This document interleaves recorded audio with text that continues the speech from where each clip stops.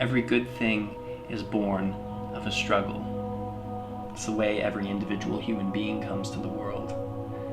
And like seeds that require wildfires to grow, wherever you see something good or true or beautiful or innovative, you can guess that behind that has been loss and pain and struggle.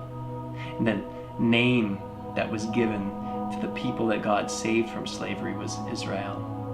And they were given this name because of a story that they told about one of their forefathers who once had a night-long cage match with the divine. Israel is a name that can be translated the one who struggles with God. And in their history, they embodied this name. If you read their stories about themselves, you'll see that unlike some other ancient cultures, they don't have the self-aggrandizing sheen of propaganda. There are no heroes, there are failures more than there are successes. And even in the heart of those scriptures, in their wisdom literature, there are questions and frustrations and doubts as much as there are reminders of what is good and true. Things like, my God, why have you forsaken me? Or vanity, vanity, everything is vanity and all is chasing after the wind. And their central question is instructive, because it wasn't, does God exist? It wasn't, can we know what is good or what is the meaning of life? Their central question seemed to be, why is it good to be good?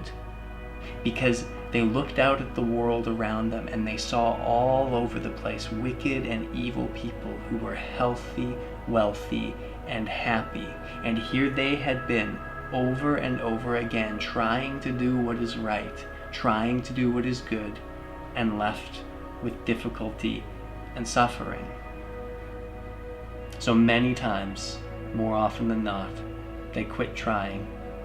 They decided to lie and cheat and steal and use people to get ahead. And if you read their history, it's one slow de-evolution until they start looking exactly like the people they were saved from. And for this, God scatters them. Now, the name Israel can be interpreted the one who struggles with God, but it can also be translated God struggles. And I've got a sneaking suspicion that in that first story about their forefather, he misinterpreted what was maybe an embrace from God as an assault. Because like the nation Israel, the individual eventually cheated and lied and scraped and stole and used people to get ahead. And it seems that on that fateful night, he came in contact with a reality that was so much bigger than the small world he had begun to understand, a goodness that was so much more than just personal wealth, health, or happiness. And he fought it with everything in him, until finally, with his body broken by the fight in the light of the new dawn, the last thing he could grasp was, I will not let go unless you bless me. And maybe one of the reasons that it always feels like doing the right thing is a struggle is because we've got our own ideas about what's good for us. And all the while, God is reaching out with open arms. The good thing born of the struggle of that forefather is faith. A faith that does not require that we always get it right. A faith that does not require that we let go of our questions, our frustrations, and our doubts.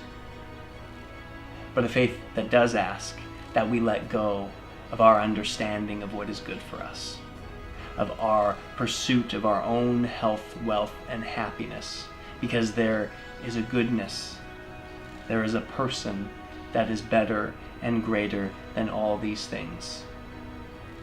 And this good faith asks one thing of us above all else: to cling to this God and say, I will not let go unless you bless me.